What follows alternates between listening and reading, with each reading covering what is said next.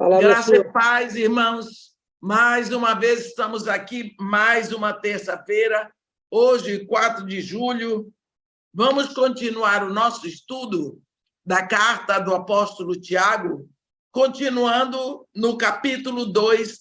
Hoje, nós vamos do versículo 14 até o 26, e assim nós completamos o capítulo.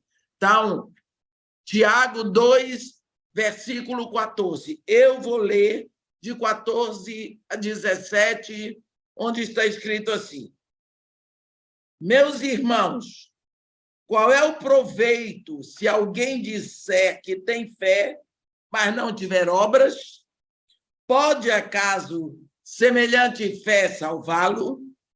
Se um irmão ou uma irmã estiverem carecidos de roupa e necessitados do alimento cotidiano, e qualquer dentre vós lhe disser: ide em paz, aquecei-vos e fartai-vos, sem contudo lhes dar o necessário para o corpo, qual é o proveito disso?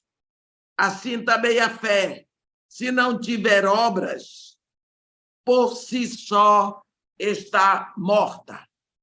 Então, aqui nós precisamos lembrar que a fé é a doutrina-chave na vida de um cristão.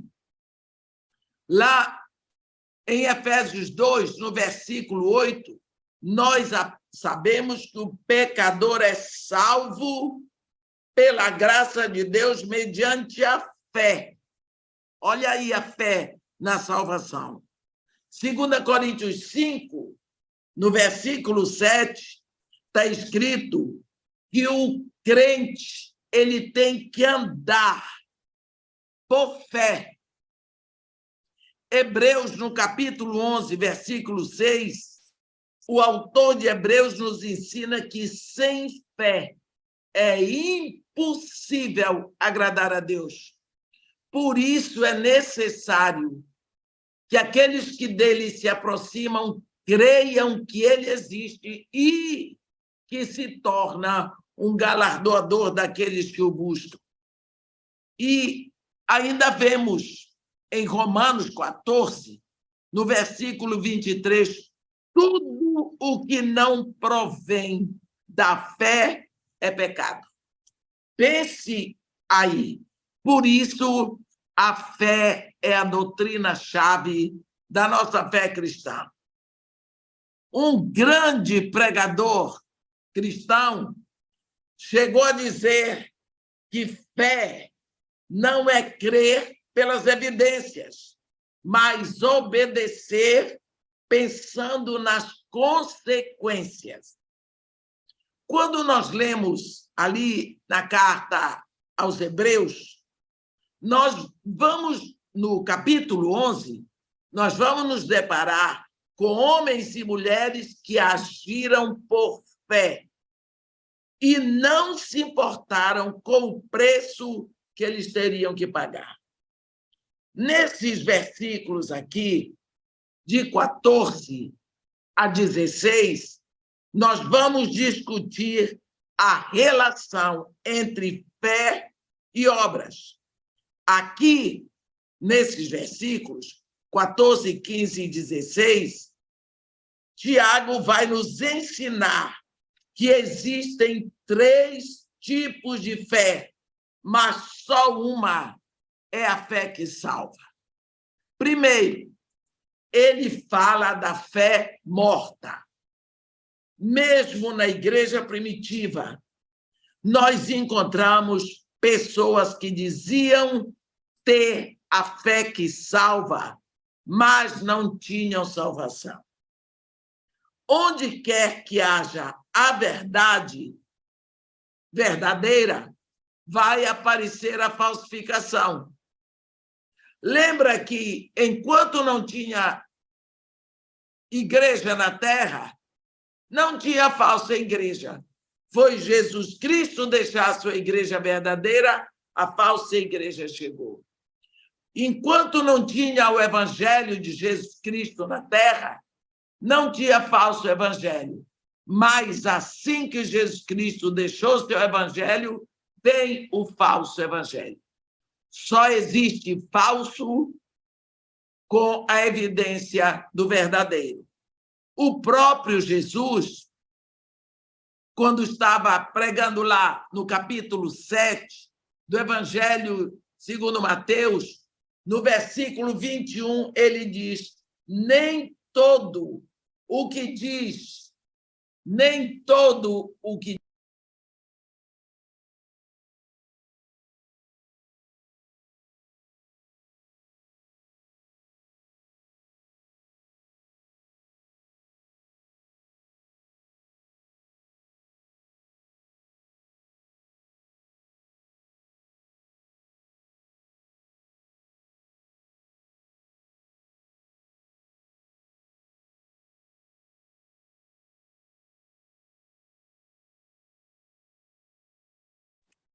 Eu acho que caiu, pastor, o dela, então ela precisa entrar de novo daí.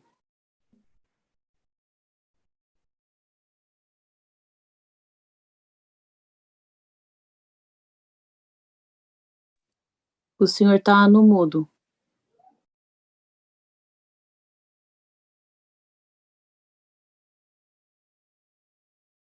Não conseguimos te ouvir, pastor. Ela já está voltando. Tinha caído, já retornou. Doutora Edmeia, a senhora está sem volume.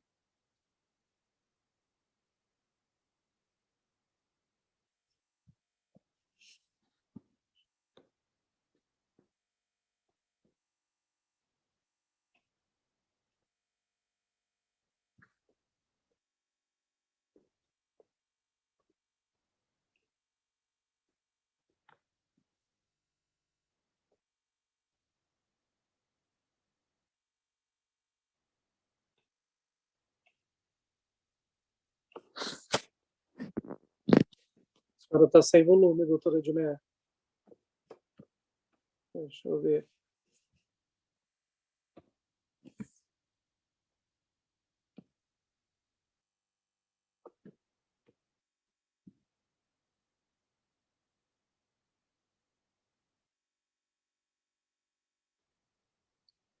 Fábio, tem como eu colocar... Alô? Agora Alô? sim. Agora voltou. Agora está tudo bem? Certinho. Então, tá bom. Eu estava falando que mesmo na igreja primitiva, nós encontramos pessoas que diziam ter a fé que salva, mas elas não tinham a salvação. Onde quer que haja a verdade, vai aparecer a falsificação. O próprio Jesus avisou lá em Mateus 7, nem todo o que diz Senhor, Senhor, entrará no reino dos céus, mas aquele que faz a vontade de meu Pai que está nos céus.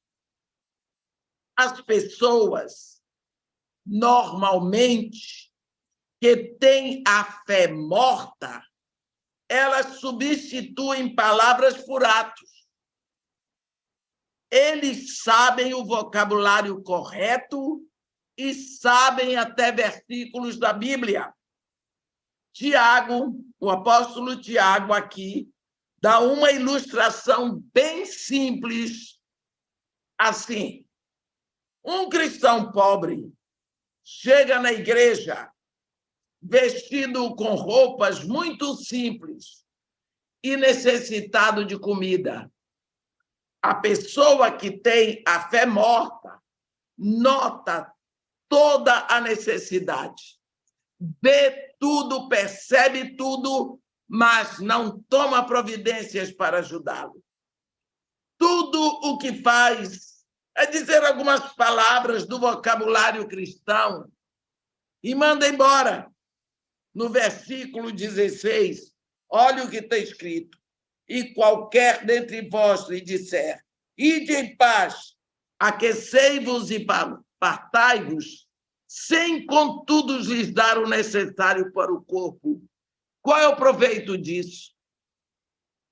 Mas o irmão sai dali do mesmo jeito que entrou, com fome e mal vestido?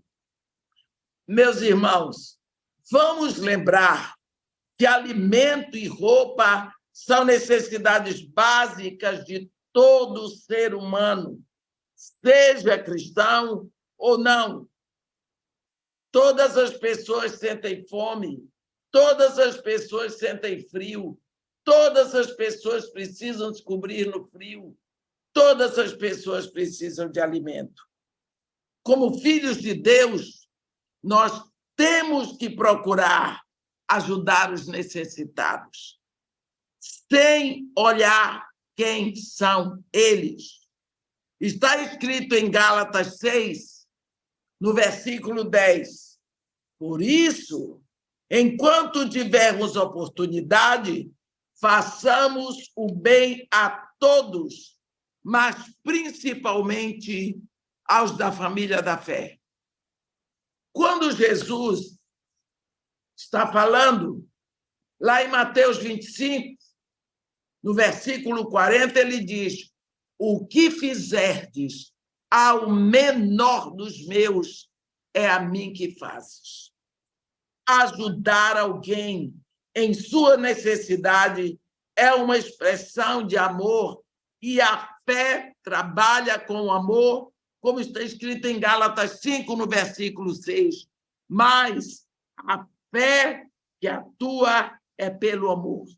Nós precisamos saber que o nosso mandamento é o amor, e é pela fé que nós entramos nesse reino. O apóstolo João enfatizou esse aspecto das boas obras. Nós lemos lá em 1 de João 3, no versículo 17 e 18. Ora, aquele que possuir recursos deste mundo e vir seu irmão padecer necessidade e fechar-lhe o seu coração, como pode permanecer nele o amor de Deus? No versículo 18, ele diz: filhinhos, não amemos de palavras nem de língua, mas de fato e de verdade. Quando nós olhamos aquela parábola que Jesus Cristo conta lá em Lucas 10, ele conta a parábola do bom samaritano. Ali, 3 pessoas desceram naquele caminho de Jerusalém para Jericó. Isso é Jesus que fala. O homem vai descendo e ele sofre um assalto terrível. Os assaltantes levaram tudo, deixaram o homem semi-morto à beira do caminho. Desce o sacerdote, vê o necessitado, mas passa ao largo, deixa para lá. E o levita desce, vê o necessitado e passa ao largo. Esses dois, tanto o sacerdote como o levita, eles tinham formação religiosa, não é? Eles se diziam o povo de Deus, eles trabalhavam no altar. Ambos tinham a formação, mas nenhum deles parou para ajudar o homem que estava caído à beira da estrada, morrendo pouco a pouco. Está vendo? Eles viram, mas deixaram para lá. Lógico que tanto o levita quanto o sacerdote estavam prontos para defender a sua fé, embora não a demonstrassem em atos de amor, de responsabilidade. A pergunta aqui em Tiago 2, no versículo 14, olha aí, pode acaso semelhante fé salvá-lo? Isso aí é para nós pensarmos. Esse tipo de fé que nunca é demonstrado no trabalho prático. Por quê? Ela existe. Nós cremos, é tudo muito etéreo, é tudo muito abstrato.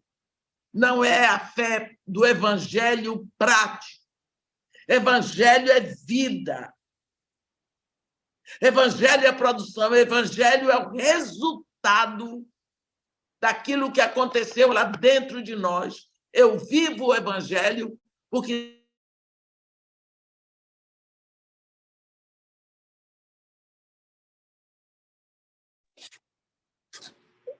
Doutora Edmeia, sumiu a sua voz de novo.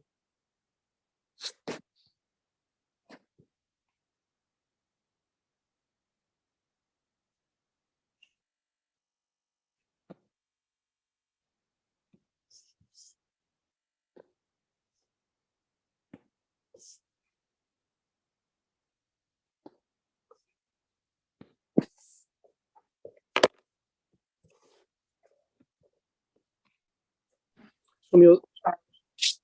está tudo bem, pastor? Agora voltou a sua voz, tinha sumido. Tinha sumido já há algum tempo? Há uns 2 minutos. Então eu vou voltar. Ela estava falando do bom samaritano. Eu estava falando do bom. Tem uma pessoa tentando falar comigo e está então me atrapalhando tudo. É isso. Não é? Ângela, você me faz um favor, filha? Você vê aqui essa pessoa que está me chamando, aí você liga para ela e diz que eu estou numa live e a pessoa está atrapalhando. Não é? Então, eu estou falando do bom samaritano, o sacerdote e o levita, que eles estavam descendo no mesmo caminho. Eles viram o homem. Dá para ver aqui, assim? Não. Quando tocar de novo. Né? Quando eles viram o homem na beira da estrada, eles passaram. Não é? E eles tinham uma formação religiosa, mas nenhum parou para ajudar. Não é? Eles estavam prontos para defender a fé deles, mas não demonstraram a sua fé em amor. A pergunta aqui em Tiago 2, no versículo 14, é: pode acaso semelhante fé salvá-lo? Esse tipo de fé, que nunca é demonstrado em trabalho prático, ela é etérea, é uma fé abstrata. Qualquer declaração de fé que não resulta em mudança de vida e de boas obras é uma falsa declaração, é fé morta, porque a fé atinge lá dentro, ela nos muda, ela atinge a nossa vontade, o desejo de mostrar em quem cremos e em que cremos. No versículo 2, no capítulo 2, versículo 17, Paulo diz: essa fé é morta. A fé viva, verdadeira, nos impulsiona para a ação. Eu creio que Deus quer, então eu faço. Eu creio que Deus não quer, então eu não faço. Não importa qual vai ser a consequência, mas a consequência é simplesmente eu tenho que saber se Deus quer, se Deus não quer.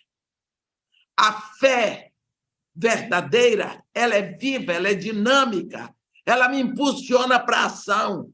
A pessoa com fé morta apenas tem uma experiência intelectual. Ela sabe o que tem que fazer, ela sabe o que é certo e o que é errado, mas essa fé não a impulsiona a mudar de comportamento. Ela continua sendo a mesma pessoa, mesmo sabendo o que é certo e o que é errado. É apenas uma experiência intelectual. Quantas pessoas sabem que Deus é o Criador de tudo? Sabem, mas elas se curvam? Não. Na sua mente, essa pessoa conhece a doutrina da salvação, aprendeu tudo, mas nunca se submeteu a Cristo para a salvação.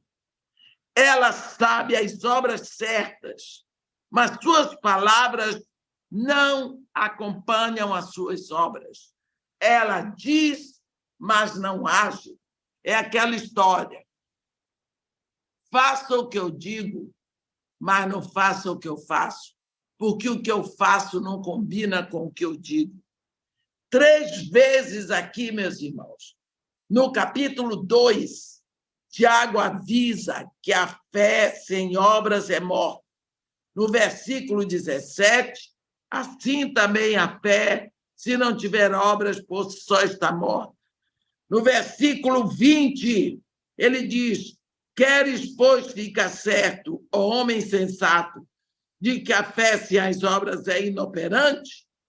E no versículo 26, porque assim como o corpo sem espírito é morto, assim também a fé sem obras é morta. Fé morta não é a fé que salva. Fé morta é fé falsificada e engana a pessoa, trazendo a falsa confiança de vida eterna. Então, nós vimos a fé morta, primeiro de tudo, mas nós dissemos que aqui nesse capítulo, Tiago nos ensina sobre 3 tipos de fé. A fé morta é aquela que você vê tudo, você sabe tudo, você aprendeu tudo, mas você não age. O seu conhecimento não afetou a sua vida, não afetou o seu comportamento. Agora eu vou ler os 2 versículos, 18 e 19. Mas alguém dirá: tu tens fé e eu tenho obras. Mostra-me a tua fé sem obras, e eu com as obras te mostrarei a minha fé. Crês tu que Deus é um só? Fazes bem, até os demônios creem e tremem. Vamos ver isso aqui. Com certeza, Tiago queria chocar os leitores dessas cartas, os leitores complacentes. E por isso ele aqui vai usar os demônios como ilustração. Quando o Senhor Jesus, preste atenção, quando o Senhor Jesus estava no seu ministério visível aqui na Terra, ele sempre expulsou demônios e ele deu poder a seus discípulos para esse ministério. Paulo estava sempre confrontando forças demoníacas. Nós vemos em Efésios 6, de 10 a 20. Ele admoesta a igreja a buscar de Deus a proteção para derrotar as forças espirituais do mal. Assim, você pode imaginar, foi um choque, quando os cristãos, quando ouviram do apóstolo Tiago que os demônios creem, e eles creem que Deus existe. Presta atenção, meu irmão. Os demônios não são ateus, nem são gnósticos. Eles creem que Jesus Cristo é Deus. Tem um momento, quando eles encontraram Jesus no seu ministério aqui na Terra, testemunharam que Jesus é o Filho de Deus. Olha o que está escrito lá no capítulo 3 do Evangelho de Jesus segundo Marcos, no versículos 11 e 12. Se você tem sua Bíblia aí, veja.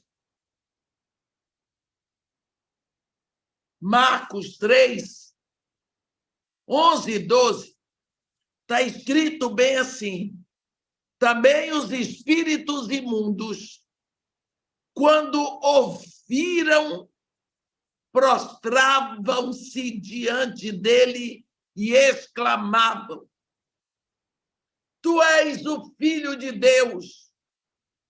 Mas Jesus os advertia severamente que o não expusessem à publicidade. Está vendo? Os próprios demônios. Tem muita gente por aí que nega até hoje que Jesus é o Filho de Deus. Está pior do que os demônios. Eles, os demônios, acreditavam na existência de um lugar de punição.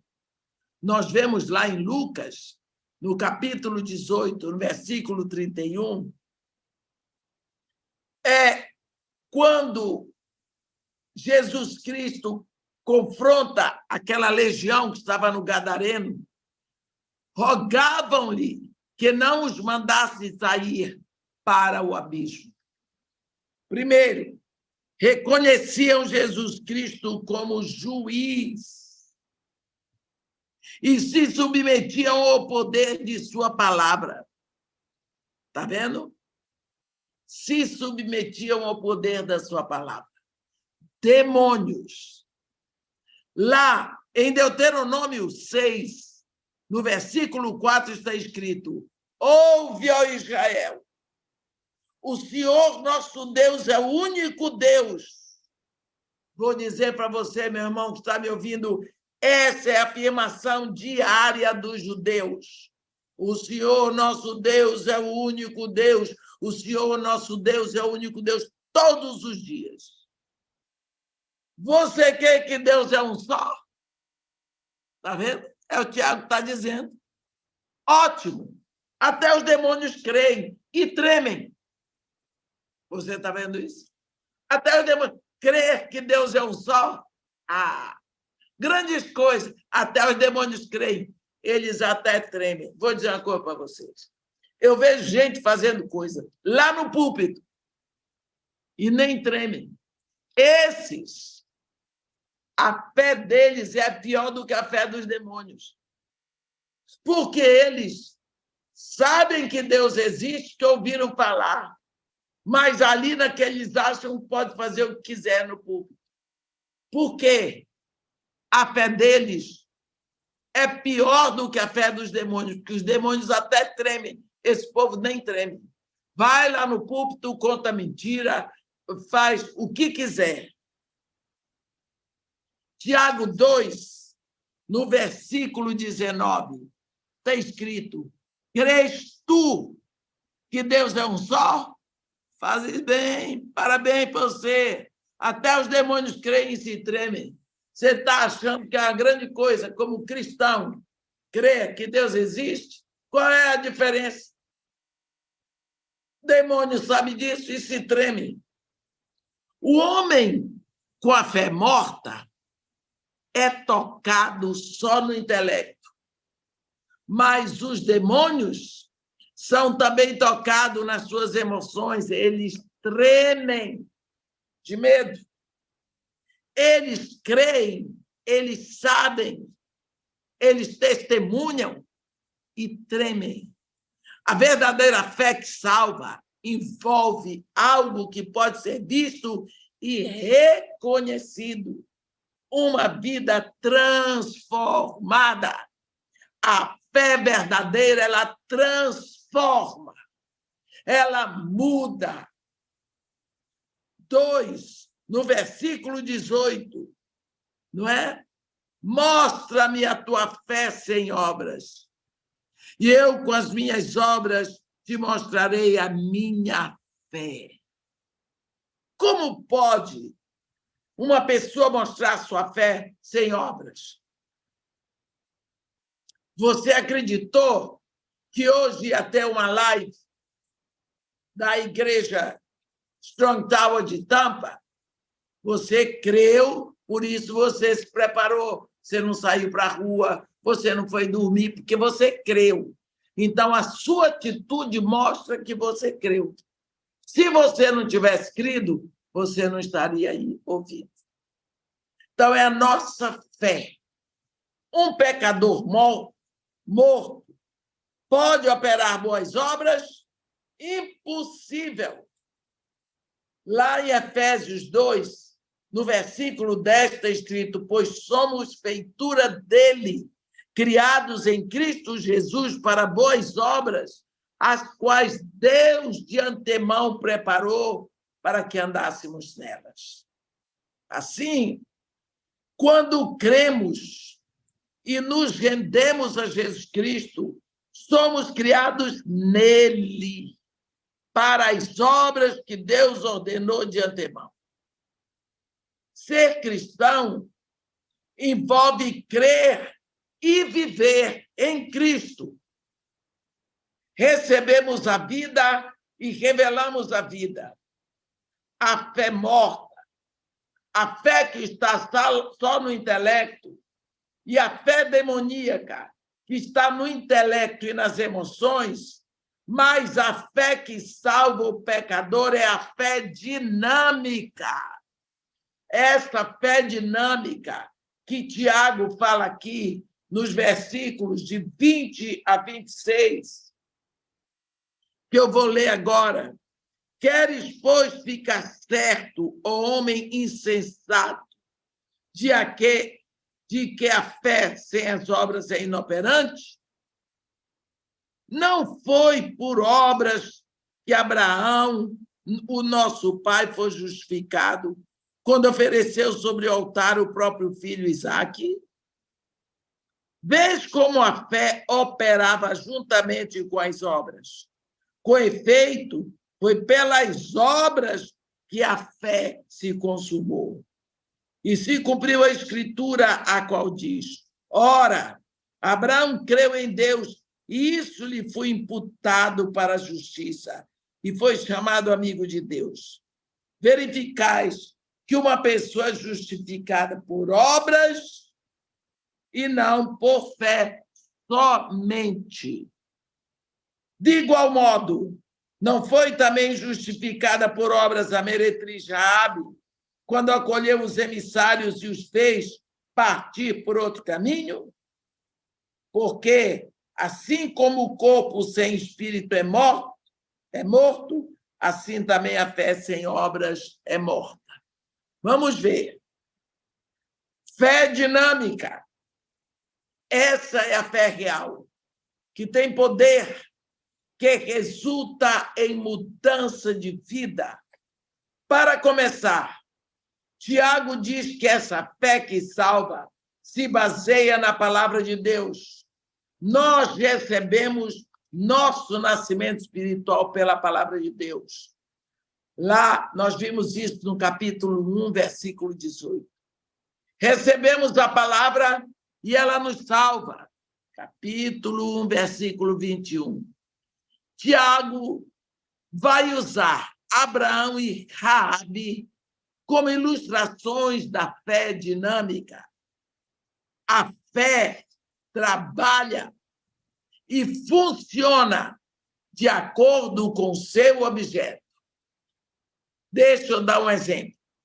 Um homem faz um ídolo de madeira ou de pedra e se curva diante dele. Pede ajuda, mas logo que não recebe. Nós não somos salvos pela fé na fé. Somos salvos pela fé em Cristo, revelada na sua palavra. Olhe, deixa eu dizer, muitas pessoas dizem, tem que ter fé em alguma coisa. Isso é fé na fé. Eu faço um ídolo e digo, esse ídolo vai me ajudar. O que é isso? Eu tenho fé nele. Como que isso vai? Isso é fé na fé. Não é fé em Cristo. A fé dinâmica é a fé em Cristo. É a fé em Deus. Não é? Nós somos salvos pela fé em Cristo. Somos salvos pela fé revelada na palavra de Deus. A fé morta, ela envolve o intelecto. Não é? Você crê, você sabe, você conhece tudo, você pode até dar aula desse assunto. A fé demoníaca envolve intelecto e as emoções, mas a fé dinâmica, real, verdadeira, ela envolve a vontade. A vontade é uma instância superior que controla as nossas reações, tanto reflexas quanto instintivas. É a nossa vontade que entra em jogo na fé dinâmica. Ela nos leva a agir, a fazer, a andar naquela direção. Todo o ser se envolve nessa fé. A mente entende a verdade, o coração a deseja e a vontade age. O autor de Hebreus, no capítulo 11, nos diz de homens e de mulheres que agiram. Deus falou e eles obedeceram. Quais as consequências? Quando Deus manda, eu não penso nas consequências, eu faço.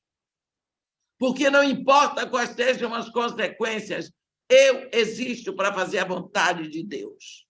Se Deus mandou, eu vou fazer. Mas você pode morrer, eu não morro mais. Jesus Cristo já resolveu o problema da minha morte, já era morte, só ficou, foi a sombra, como diz o rei Davi.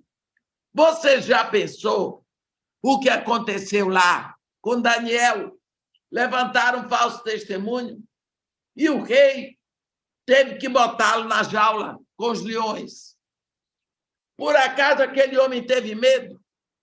Quando ele soube do que estava acontecendo, ele foi para sua casa, subiu para o quarto de cima, com janelas abertas, porque foi assim que ele sempre orou.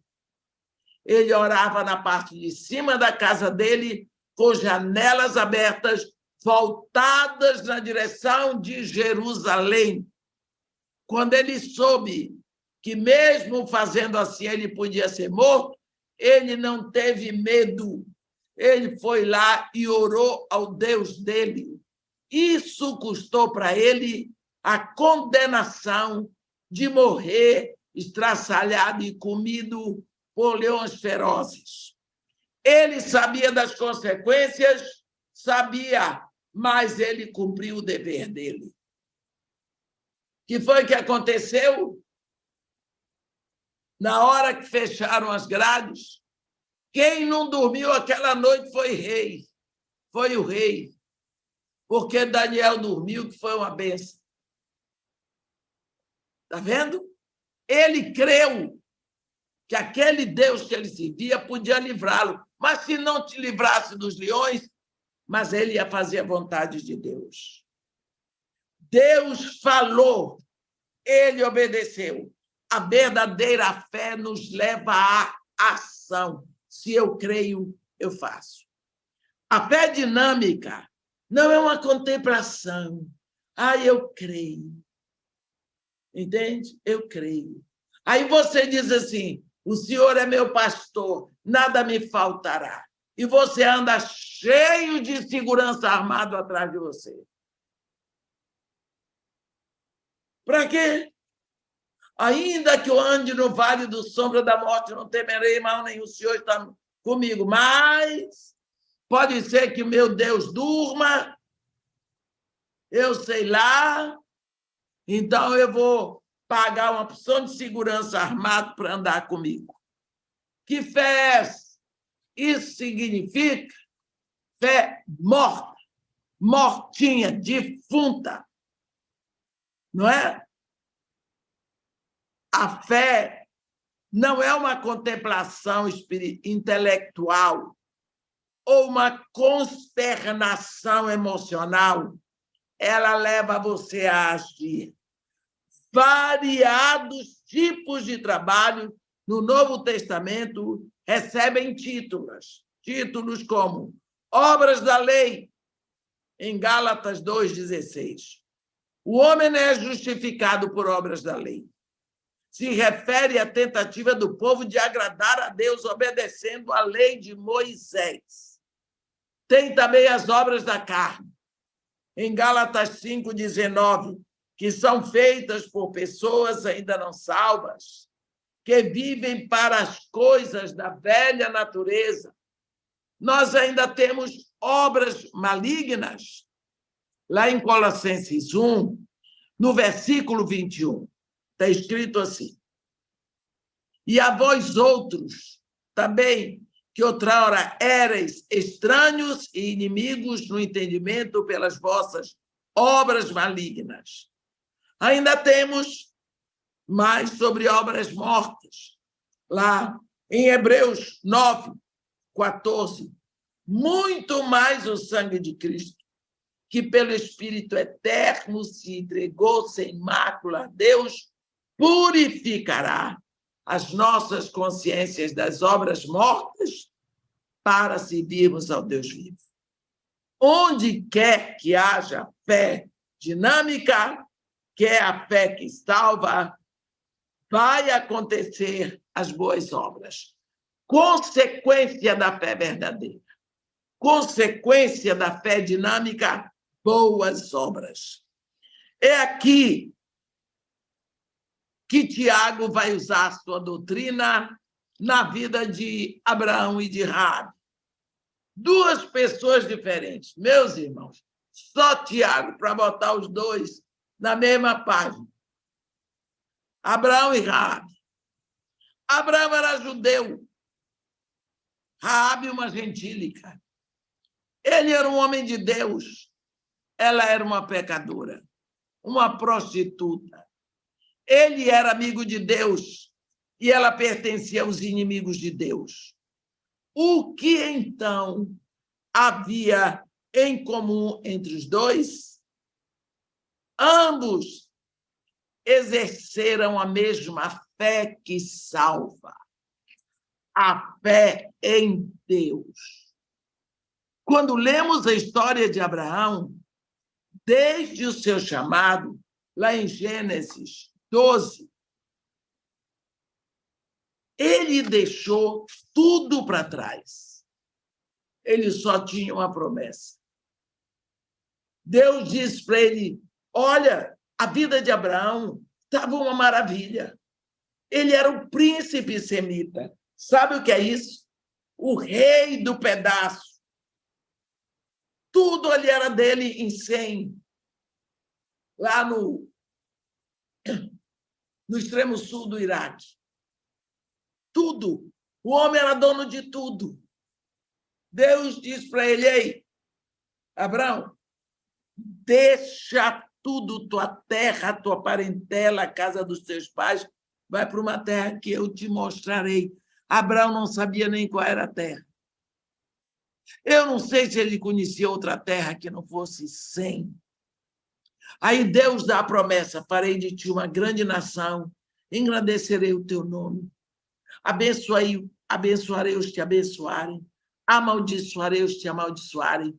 Em ti, Abraão, e na tua descendência, benditas serão todas as famílias da terra. Esse homem largou tudo, pegou a mulher, pegou seus rebanhos, botou na estrada, pegou seu sobrinho Ló, que estava com ele, porque o pai de Abraão tinha morrido, Harã, o irmão dele, tinha morrido. Deixou esse sobrinho para ele criar. Foi embora. Para onde? Ele não sabia. Ele não sabia para onde ia, porque Deus disse: vai para uma terra que eu te mostrarei. Mas ele foi, ele fez o movimento, ele indicou para Deus: eu creio no que o Senhor está dizendo. Pense bem, sem fé é impossível agradar a Deus. Esse homem demonstra a fé dele. Lá, quando eles voltaram do Egito, Deus aparece para Abraão e diz para ele: Abraão, eu sou o teu escudo, o teu galardão será sobremodo grande. Ele diz para Deus: que mais poderás me dar? Se um filho tu não me deste, quer dizer, não adianta eu ter tanta coisa, eu não tenho herdeiro. Naquela época, um homem sem herdeiro era como uma palha seca que o vento leva, porque não tem história. E o herdeiro da minha casa é o Damasceno Eliezer, um escravo nascido da minha casa. Esse vai ser meu herdeiro, um escravo. Estou trabalhando tudo para deixar para o escravo. Tudo que o Senhor me deu, eu vou dar para o escravo. Deus diz para ele: não, Abraão, não será este teu herdeiro, será um filho nascido de ti. Abraão estava com 86 anos. Sarai estava com 77. Ela sempre foi estéril e já tinha passado pela menopausa. Como que eles iam ter filho nessa idade? Se quando eles eram jovens, ela nunca engravidou. O que aconteceu? Deus chamou Abraão lá fora. Essa conversa foi de noite e disse para ele olhar para o céu. Conta as estrelas, se é que tu podes enumerá-las. Abraão, assim vai ser a tua descendência.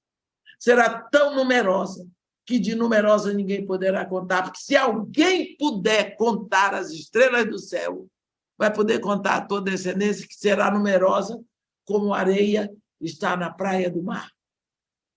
Pense, Abraão, quando essa é a minha descendência. Para quem estava velho, não tinha nenhum filho. A Bíblia diz que ele creu. Era só Deus falar, o homem cria.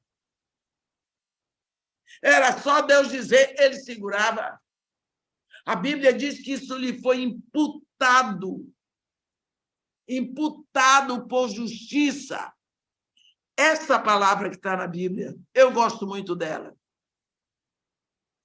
Isso, para mim, a Bíblia está dizendo ali que a justificação é por fé na palavra de Deus desde o Antigo Testamento. Esse verbo imputar é um termo financeiro, meus irmãos, significa depositar na conta. Como pecador, a conta bancária de Abraão estava vazia. Ele era um falido, mas ele creu em Deus e Deus depositou justiça na conta dele, porque ele não tinha nenhum 0%. Tudo dele era 0 de justiça, mas Deus depositou para ele. Pronto. Ele não trabalhou para isso. Ele recebeu porque ele creu. Foi declarado justo pela fé. Está escrito lá em Romanos 4, meu irmão. Leia Romanos 4. Justificação não é um processo, é um ato. É algo que Deus faz quando cremos em Jesus. É no ato. Ele faz, ele não deixa para depois. Lembra o que aconteceu lá na cruz? Quando aquele homem do lado de Jesus, morrendo, disse, Senhor, lembra-te de mim quando vieres no teu reino. Jesus disse, agora, é hoje. Tu estarás comigo no paraíso. É na hora. É ato. A fé de Abraão, ele creu. Primeiro ele sai da terra, creu. Mas como ele vai demonstrar essa fé? Abraão, ele vai demonstrar a sua fé pela sua ação. A primeira ação de Abraão, ele deixa tudo para trás e vai. Ele não foi salvo porque ele ofereceu seu filho lá no monte de Moriá. A ação dele é resultado da fé dele. Ele creu. Então, ele ofereceu o filho, porque Deus tinha dito para ele. Deus tinha dito para ele. É em Isaque, leia no capítulo 21 de Gênesis, em Isaque será chamada a tua descendência. Olhe bem, esse homem creu na palavra. Quando Deus diz, vai à terra de Moriá, e sobre um dos montes lá oferece um holocausto a mim, o teu filho único que amas, ele disse, eu vou. Eu posso matar Isaac 50.000 vezes. Ele não vai ficar morto, porque Deus já me disse que a minha descendência será chamada por Isaac. Morto não pare filho, morto não gera filho, então eu posso matar 50 mil vezes Isaac, porque Isaac não vai permanecer morto. Sabia? Porque ele creu. Então, ele pôde fazer uma coisa absurda. Absurda. Não é? De botar o filho em cima do altar, amarrar, puxar a machadinha. Quando ele ia descendo, Deus disse: Abraão, eis-me aqui, Senhor, chega. Não precisa mais. Porque, como tu não hesitaste em oferecer em holocausto a mim o teu único filho que amas, eu juro por mim mesmo que negarei o meu único filho que amo em holocausto por ti e pela tua descendência. Abraão demonstrou no que ele crê. A fé está lá dentro, você mostra com a sua ação, você age e pronto. Ele foi justificado pela fé que operou. A fé dele operou nas obras. Ele não disse assim: eu creio que Deus pode ressuscitar meu filho, mas não vou fazer isso. Entendeu? Não, ele foi lá e fez. Se você crê, você vai lá e faz. Agora, o segundo ilustração aqui que Tiago dá é Raabe. Quando nós vemos a história de Raabe lá no livro de Josué, no capítulo 2, no versículo e no capítulo 6, a gente lembra quem era Raabe. Uma mulher solitária, desvalorizada, desonrada, sem amigos, porque se hoje ninguém quer amizade com prostituta, imagina naquela época qual era o marido que ia querer Raabe dentro de casa tomando um cafezinho com a mulher deles. Ninguém. A família dela, nenhuma família se alegra de ter uma filha prostituta. Até hoje é uma vergonha para todos. Imagina naquela época. Não é? Então, era uma mulher sozinha, sofrida, desprezada, isolada, não é? Uma mulher que não recebia um abraço de ninguém, nem um beijo, nem era convidada para um jantar, nem para um aniversário. Desse jeito. Quando ela ouviu o que Deus estava fazendo no Egito, o Deus dos hebreus, os olhos dela começaram a crescer. Olhe bem, quem trazia as notícias? Os caixeiros viajantes. Eles todos iam na casa de Raabe, era o prostíbulo de Raabe. E ali eles conversavam sobre o que Deus dos hebreus estava fazendo no Egito. Essa moça ouviu. E ela começou a se interessar cada vez mais. E começou, e ela se apaixonou. E quando foi na hora certa, que Josué, a Bíblia diz, do deserto de Sim, ele mandou 2 espias, não é? Para olharem a terra. E Jericó, a Bíblia diz, no deserto de Sitim, desculpe, de Sitim, ele enviou 2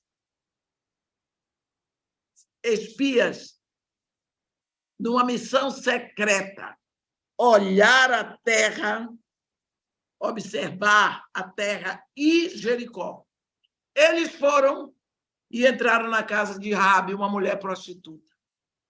Entraram e pousaram ali. Até hoje eu não entendo esse texto. Esses homens foram olhar a terra ou foram ficar no prostíbulo lá, porque eles pousaram lá. Tudo bem, não é da minha conta, mas ali a notícia se espalhou, o rei mandou deu ordem para Raabe entregar os homens. Primeira coisa, ela botou a vida, o pescoço na guilhotina por eles. Porque ela creu que o Deus dos hebreus é o Deus verdadeiro. E ela creu que foi Deus dos hebreus que abriu o Mar Vermelho para o povo, que derrotou os 2 reis do outro lado do Jordão. Ela creu que tudo o que aconteceu no Egito foi o Deus dos hebreus que fez. Ela se apaixonou por esse Deus poderoso, esse Deus que se envolve com os pobres, esse Deus que cuida do que é dele. Então, ela botou o pescoço a prêmio. Ela disse para o rei que eles não estavam mais lá, quando, na realidade, eles estavam. E ela falou com eles. Ela disse para os espias: bem sei que o Senhor vos deu toda esta terra, e que o pavor que infundis caiu sobre vós, que todos os moradores da terra estão desmaiados.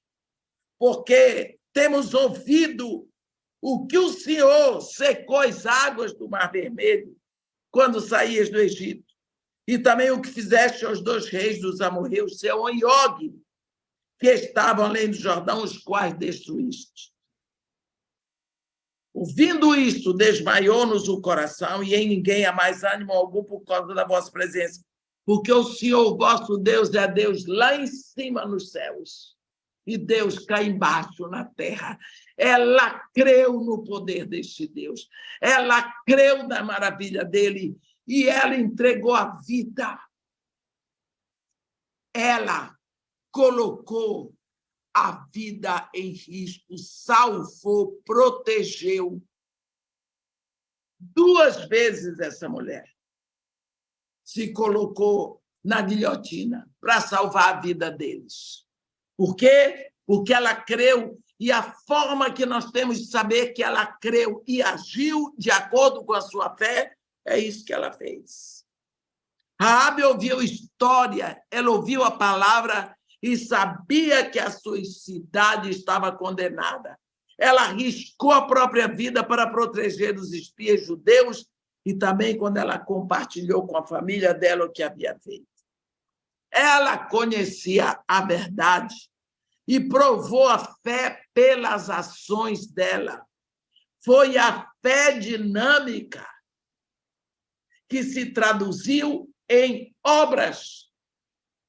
A fé de Raabe, a fé de Abraão, que mudou a vida deles e os levou às boas obras. Abraão teve boas obras pelo que ele tinha lá dentro, que era a fé. Raabe fez boas obras porque lá dentro ela tinha a fé. É muito importante que, como cristãos, meus irmãos, examinemos a nossa fé, como está escrito aqui em 2 Coríntios 13, no versículo 5. Examinai-vos a vós mesmos, se realmente estáis na fé. Provai-vos a vós mesmos. É preciso que nós busquemos para saber se nós estamos com essa fé dinâmica, essa fé que nos leva a agir de acordo com o que a palavra diz, sem pensar nas consequências, porque uma vez que Deus mandou, ele garante. Ou se nós estamos com aquela fé morta, aquela fé intelectual, ou, quem sabe, com a fé demoníaca. Mas a nossa fé não nos leva a agir, ela é morta. Amém? Semana que vem, se Deus quiser, entraremos no capítulo 3. Eita, que vamos falar da língua.